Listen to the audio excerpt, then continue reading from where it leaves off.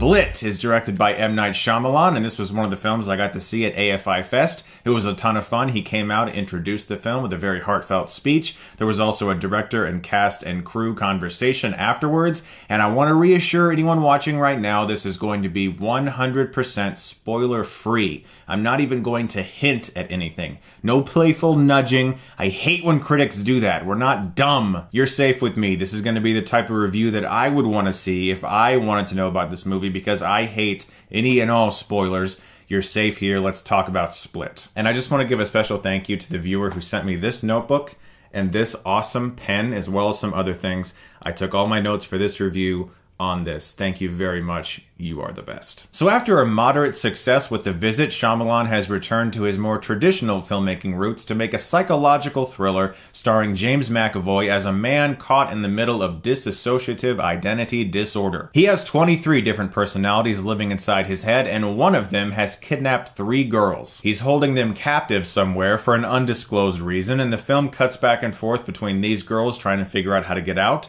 and James McAvoy visiting Betty Buckley, who plays his psychologist.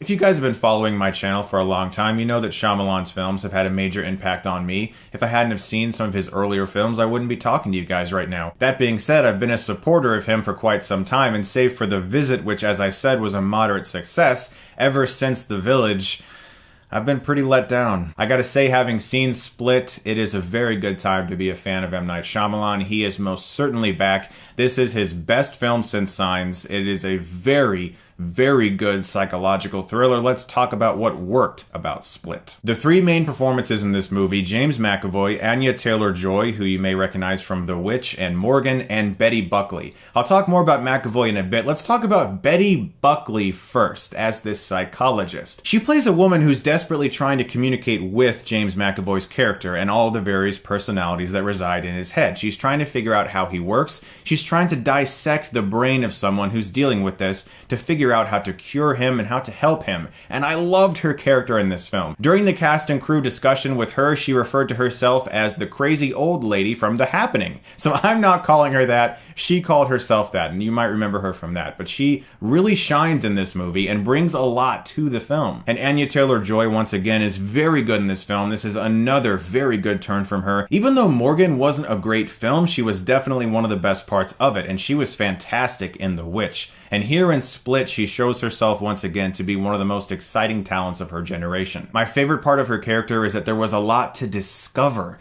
There's a lot of layers to peel back, which we'll talk more about later. James McAvoy, I feel, is one of the most underrated actors working today. I've liked him in everything I've seen him in. I think he's excellent as Professor X, but he's great in smaller films like Filth. McAvoy is insanely courageous in this movie. He gives himself 100% to this performance. He is fully committed in this role, and it pays off. I think this is the best performance I've ever seen from him.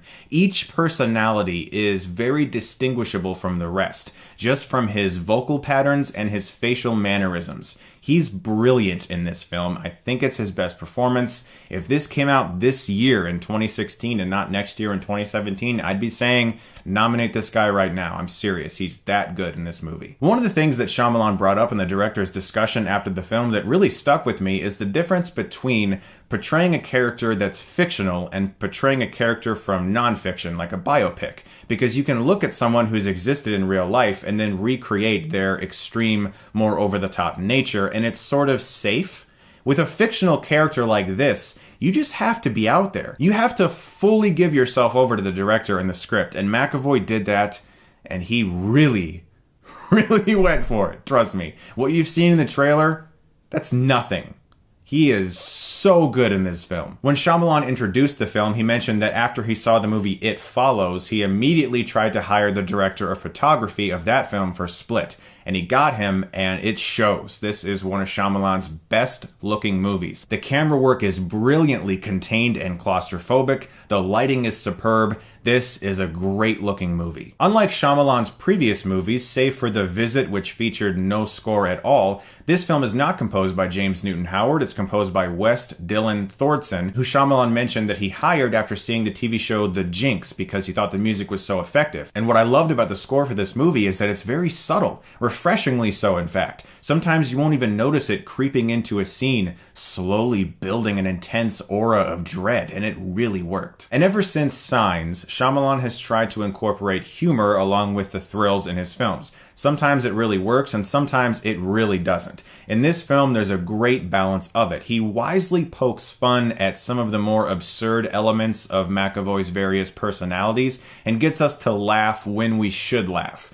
There's no uncomfortable sequence where we feel like, should we be laughing right now or should we not laugh? The film knows when to make, say, Hedwig, the 9-year-old boy personality in McAvoy, considerably funny, and it knows also when to make that personality frightening. Because just when you think you're laughing at how cute the 9-year-old boy version of James McAvoy is, all of a sudden you feel terrified by that version of him. There's also a scene in this film which I will simply refer to as a scene that involves a CD player.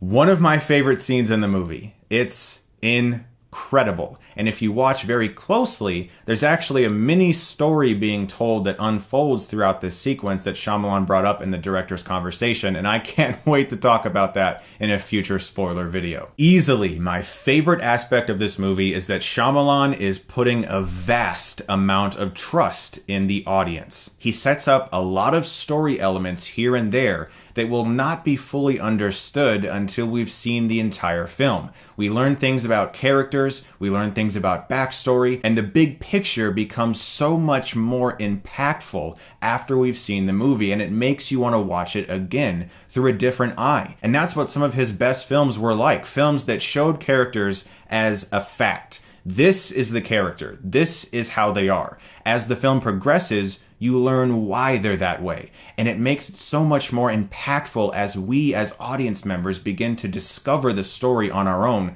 without just being told everything. We get to peel back the various layers of these characters and learn why they feel the way they do. He's strongly respecting the audience here and assuming that we're going to be on this ride with him. He is asking us to be patient. And I think this is a film that is going to weed out viewers who have trouble with being patient in movies, because it's the type of film that requires you to take various leaps of faith with Shyamalan, and if you take those leaps, you're going to be rewarded. I do have some flaws with Split, one of them in particular being the two other girls who are also in captivity with Anya Taylor-Joy, particularly Haley Lou Richardson, who I thought was very good in Edge of 17. Here though, she's very forced and sometimes over the top. She seems to be on another level from Anya Taylor-Joy's character, and it doesn't always work. Sometimes that's because the film is focusing on our lead girl, and sometimes Haley Lou Richardson's character gets drained into the background. But sometimes these other two girls would just say things that came off very out of character and extremely wooden in the opening scenes.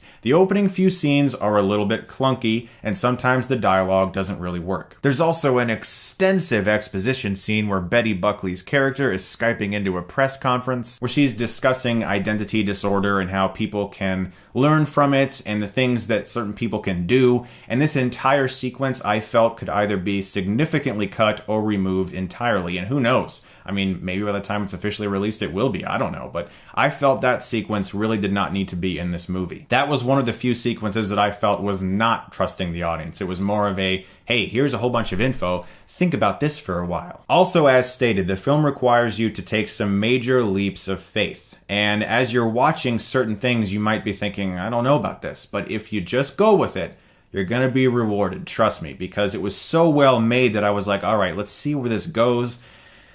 And I was pleased. Now, I won't be discussing the way the film concludes because, as I said, 100% no spoilers. What I will say is that it's in my top 2 favorite endings to any Shyamalan film. It's right up there with The Sixth Sense. It's good.